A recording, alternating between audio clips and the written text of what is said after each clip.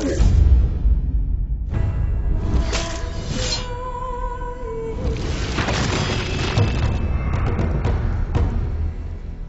we set down to design the combat system for Origins, I think we were trying to modernize a classic. Baldur's Gate 2 has always been a reference point for us as the game that really let you feel like you were mixing classes, abilities, combinations, smart planning, and on-the-moment thinking. So we decided to modernize that. Realistic combat fighting styles, like actually, the weight of the sword, the presence of a maul smashing into a body, all of these things are really key for us. And I think what we resulted in is something you just have to think of as like sword porn. It's for the enthusiast. In terms of looking at source material, I think you have to look at classics. The Lord of the Rings, 300, and certainly, even some of the older stuff. Go back to the really best fight scenes you'd find in the Conan movies, even. This is a brutal time to be in, and we wanted to evoke that feeling. What we wanted to achieve was the sense that you could be both the general, lieutenant, that kind of commander role, as well as the guy just leading the charge. So we've put together several systems, including a tactics system that lets you fully control the AI of your characters, and of course just smart reactions to the way the enemies occur. So you kind of have that moment where you plan. You see the enemy, you're thinking like, how do I enact this grand strategy to make these characters do as much friggin' damage as I can? And then once you charge in there, the battle's just a swirling melee. You've got positioning, moving your rogues around behind so they're just jamming their swords into kidneys. You have your warriors just holding that line, and your mages kind of holding the back line, just raining death upon your foes. So it's very in your face once you're engaged, but you always have that little moment just before where you go, oh, I know what's coming, and here's my plan. Often what you'll want to do is deal with the strategic impact of the equipment and the talents that you've chosen. So you want to try and mix your characters for maximum effectiveness. All characters have a sense of whether they're being flanked or whether the character's directly behind them. There's direct bonuses to everyone who's making attacks from those kind of harder to defend arcs. Even the sense of, what weapon, what side are you using can affect things like sweeping attacks when you're swinging double weapons. You can certainly use barricades, walls, things like that to block incoming enemy fire, so you can actually make advances carefully under cover. And then things like elevation really do play into the mechanics as well. Even what you wear affects the tactics you're going to employ in Dragon Age Origins. The heaviest armors in the game are going to protect you, but at the same time, they're going to slow you down. You're going to be fatigued just by wearing them, so you won't be able to pull off as many special moves. Finishing moves are the way that we've managed to basically imply that the combat has a momentum.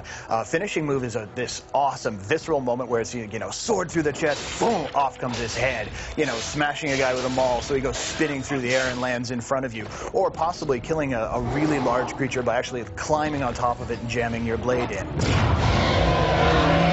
We had some stunt actors from the movie 300, like doing some cool swings, cool death blow moves. And it's not just about flash. As you wear your opponents down, the game is dynamically adjusting the incidence of these happenings. We're essentially rewarding your combat dominance. As your opponents are worn down, their morale's starting to break, and you are just crushing them on the battlefield, you'll notice that your characters are finishing them with far more frequency. More heads come off, more chests are pierced. It's pretty fantastic.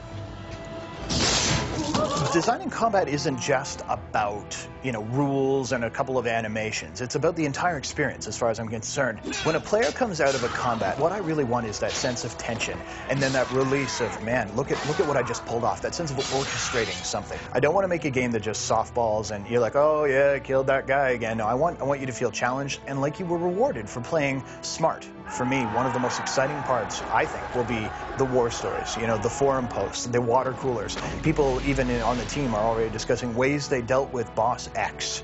And that's pretty cool and very, very, very rewarding because it feels like the game was one that they played and it was for them.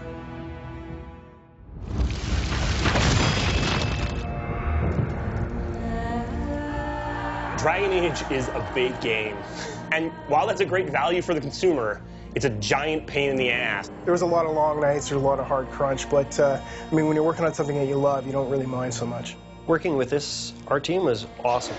Everybody put in 110%. It was big. At our peak, we were around 150 people, but we really came together as a team. And it doesn't really matter anymore if you're a programmer or you're an artist. It just matters that you want to make the best thing possible. I think one of the greatest challenges was understanding that our audience has grown up.